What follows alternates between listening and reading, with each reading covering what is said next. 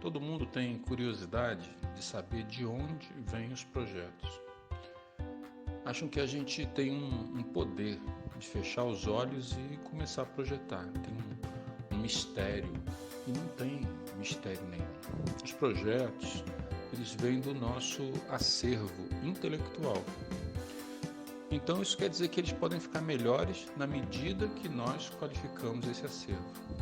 Então, o primeiro passo é nós elegermos as nossas fontes. Quais vão ser os nossos alimentos? Porque quanto mais alargarmos as nossas fronteiras, mais recursos nós vamos ter para projetar. E se engana quem pensa que projetos de arquitetura vêm apenas da arquitetura, que nós devemos nos encharcar com arquitetura e design para fazermos bons projetos. Não é nada disso. Se fosse assim, bastaria entrarmos numa biblioteca de arquitetura e só sairmos de lá depois de tudo visto. Não é assim. Os projetos são feitos para pessoas, para melhorar a qualidade de vida das pessoas, para melhorar o nosso mundo. Então, quanto mais nós nos afinarmos, nos afinizarmos com o mundo, quanto mais entendermos o mundo, mais vamos entender as pessoas. Então, mais vamos nos qualificar para fazer coisas boas, inclusive projetos.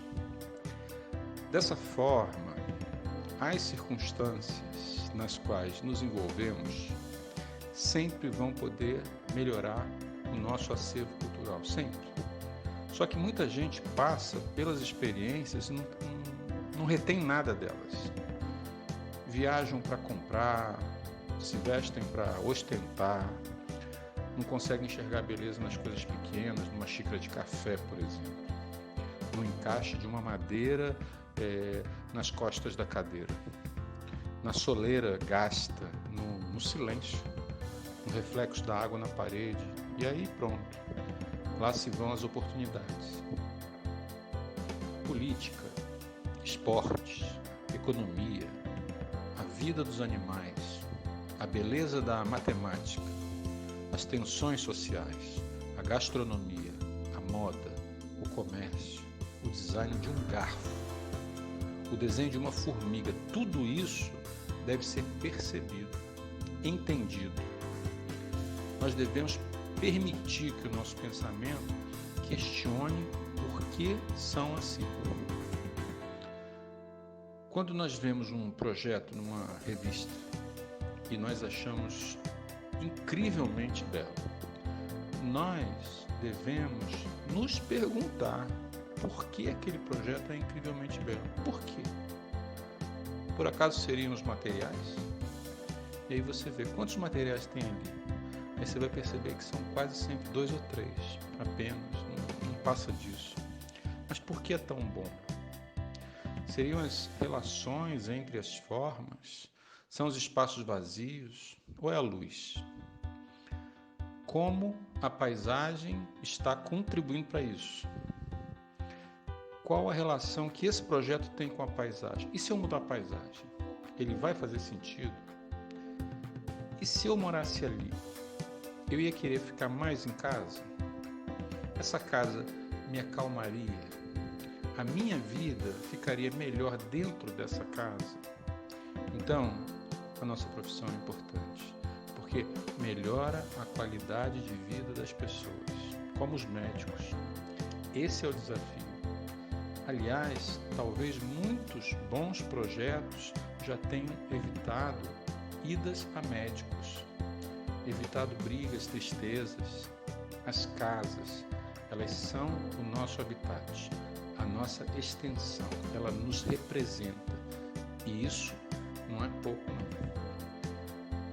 Vamos imaginar um exercício, vamos imaginar um terreno bonito, com árvores, uma vista. Aí você coloca uma casa bem no meio do terreno, mal implantada. Aí depois de pronto, o cliente vai lá e pergunta: Ei, cadê o meu terreno? Não há mais amplitude, não há mais vista, só a casa. Ou seja, um elefante no meio do terreno. Então, essa casa foi nociva porque ela roubou as virtudes do terreno. Mas e se de repente ela desaparecesse? Aí você vai dizer, nossa, como ficou bom, como esse lugar é bonito, vem ver. E é assim que a gente identifica um projeto ruim, porque quando ele sai, tudo fica melhor. Agora, imagina um terreno que tem uma casa com um balanço incrível, que coloca as pessoas penduradas, observando uma paisagem, uma casa cheia de vazios, uma casa que conversa com as árvores, que provoca perspectivas interessantes, onde você vê a paisagem através da casa. Aí de repente você tira a casa do terreno, então isso entristece a paisagem. Tudo era melhor com o projeto, com a casa, e você quer que a casa volte. É assim que nós entendemos um bom projeto, é assim que ele se revela. É como tirar a estátua do Cristo Redentor do topo da montanha. Então, em arquitetura de interiores, nós devemos estabelecer uma atmosfera desejada. É como se a gente deixasse os nossos olhos quase fechados. E aí a gente vai exercitar a nossa imaginação. E aí a gente vai identificando essa atmosfera. Se ela vai ser agitada, tranquila, se vai ser masculina, feminina, se vai ser jovem, senhoril, se ela vai ser elegante, intrigante, serena. Você que disse. Foi você que conversou com o seu cliente. Foi você que identificou a atmosfera desejada.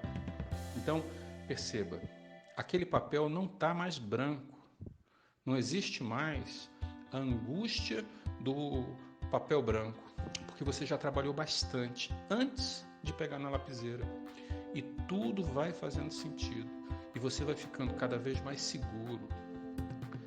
É muito melhor nós investirmos tempo dessa forma, ou seja, antes do desenho, do que depois ficar alterando o projeto. Entenda que ninguém desenhou nada ainda. Isso é como se você fosse a um supermercado sem uma lista de compras. Certamente você vai comprar o que não precisa e vai deixar de comprar o que precisa, além de gastar muito tempo com isso. Aí você vai chegar em casa e vão te perguntar, você trouxe o detergente? Aí você diz, nossa, nem lembrei, mas eu comprei café. Aí você abre o armário e ele está cheio de café, não precisava. E aí você tem que voltar no supermercado para comprar o detergente. E na nossa lista de projeto, o que deve ter? Algumas perguntas, do tipo, quem é o cliente? O que ele realmente quer? O que ele quer, o que ele diz? O que ele quer faz sentido? O que vai acontecer se eu confrontar o que ele quer com o espaço que ele tem? Quanto que ele está imaginando gastar? Qual é o seu universo, sua profissão, seus valores, como é sua família, qual é a sua direção estética? E como que eu posso transformar tudo isso em arquitetura e surpreender esse cliente? Como é que eu posso fazer mais do que ele está imaginando que eu vou fazer? Esse é o nosso papel.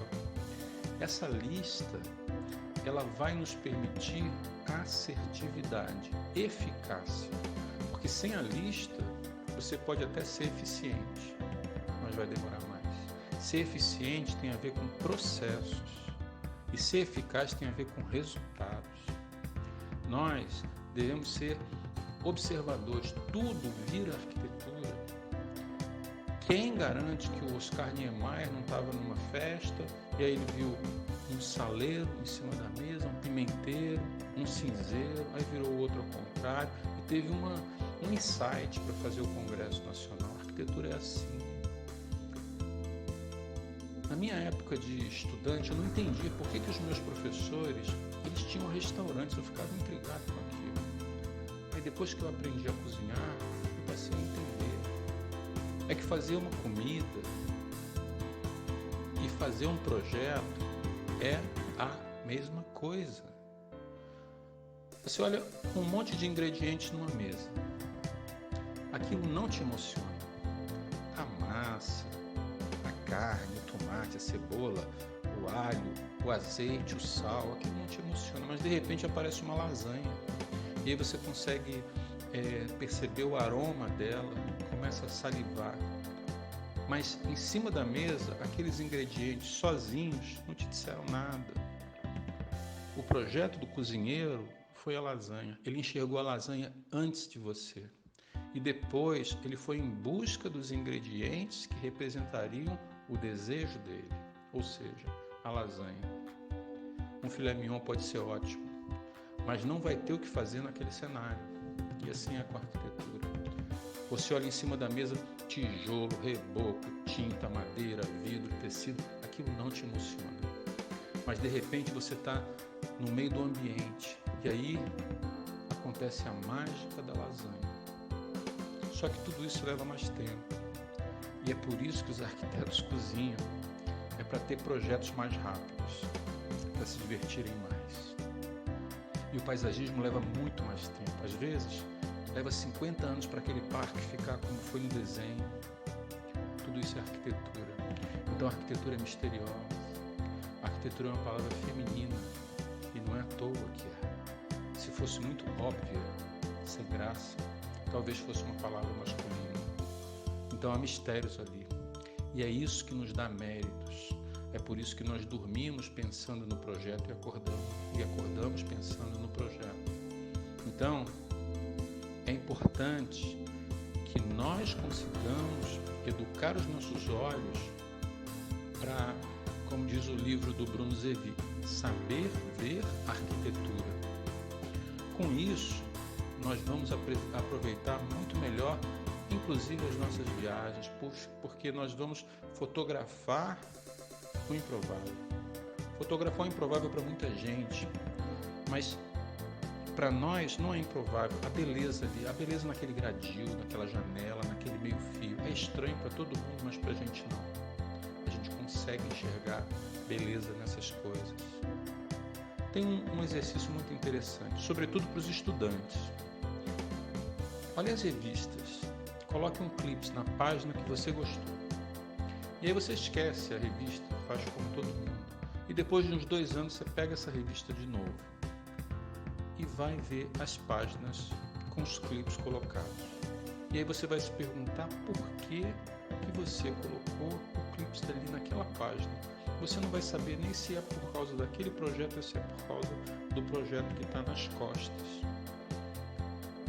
E aí você continua folheando aquela revista e aí você vai se perguntar por que você não colocou o clips naquele outro projeto maravilhoso. E aí você não entende esse processo. Mas o que está acontecendo nesse caso? Você está subindo a sua escada estética, está mudando os seus conceitos, você está construindo a sua estética.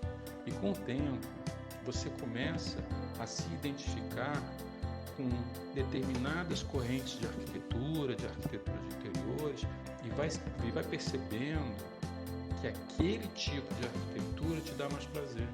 Você começa a se identificar com alguns profissionais, mas isso leva tempo. Então, você criou a sua estética e ela vai estar presente em tudo. Vai estar presente no seu layout, no seu cabelo, no seu olhar, na forma como você fala, como você ouve, na comida que você come, na forma como você come, no que você lê, no que te interessa. Estética é um conceito extremamente abrangente que vai nos representar, é o nosso cartão de visitas. Você vai precisar entender a estética do seu cliente para poder trabalhar para ele, porque ele vai entender a sua estética para poder te contratar. Então vai precisar ter uma sintonia aí. Com isso tudo você vai começar a perceber que você vai se distanciando esteticamente do teu irmão, do teu namorado, da tua esposa. Isso é natural. Você agora tem a obrigação de se aprofundar nessas questões. Esse é o seu produto. As pessoas vão se aproximar de você por causa da sua estética. Aí você vai perceber que que vai começar a se interessar por coisas que antes não te despertavam interesse nenhum. Você vai começar a ver beleza na moldura de uma porta, por exemplo. Para o resto do mundo, é a moldura de uma porta, mas para você não é só isso. Agora você enxerga poesia. Você pode adorar carros, por exemplo, pesquisar, colecionar, gastar tempo com isso. Mas quando nós abrimos o capô de uma Ferrari com um motor V12, certamente você vai se emocionar. Mas um engenheiro mecânico, ele vai prender a respiração, o coração dele vai bater mais forte, porque é ele quem sabe o quão difícil é chegar naquelas soluções de engenharia. Para você, mesmo com todo o seu empenho, aquilo vai continuar sendo o motor de uma Ferrari. E assim são os nossos clientes com arquitetura, eles vão se emocionar. Mas somos nós que olhamos o rodapé, a entrada de luz, a sombra, a relação dos materiais, as ausências, a poesia. Então, se os projetos existem para melhorar a vida das pessoas, tornar as pessoas mais calmas, ou mais produtivas, mais equilibradas, as nossas fontes de inspiração devem vir do mundo, porque a arquitetura é apenas a ponta desse iceberg. E se nós olharmos só para a ponta, nunca vamos entender de fato por que ela é assim. A arquitetura é o resultado do que fizemos, não é a causa. Então, quando nós identificamos uma atmosfera para o ambiente que vai ser projetado, aí você já conseguiu andar meio caminho, porque você já sabe aonde quer chegar. E você consegue eliminar tudo que não se relaciona com essa atmosfera. É como filé mignon na lasanha. O material pode ser lindo, mas não pertence a esse ambiente, vai me atrapalhar. E aí depois que se identifica essa atmosfera, nós vamos atrás de materiais que representem essa atmosfera. É como você começar a escolher os atores que vão representar aquela peça. Olhar os materiais que são esses atores nos ajuda muito. Confrontar esses materiais, encostar o frejó no vidro, encostar no tecido, na textura, onde eles vão se encostar no projeto, você simular esse casamento, isso abre a nossa cabeça. E aí nós temos um estalo, você diz, nossa, o projeto está resolvido, só falta desenhar. Se nós desenharmos e depois formos eleger os materiais, aí a carroça está na frente dos bois. E você vai ficar brigando com o seu projeto até o fim. E não é para ter briga nenhuma. Então, arquitetos, designers de interiores, se envolvam com o mundo, porque a arquitetura é como Deus. Ele está em todo lugar, se você souber enxergar.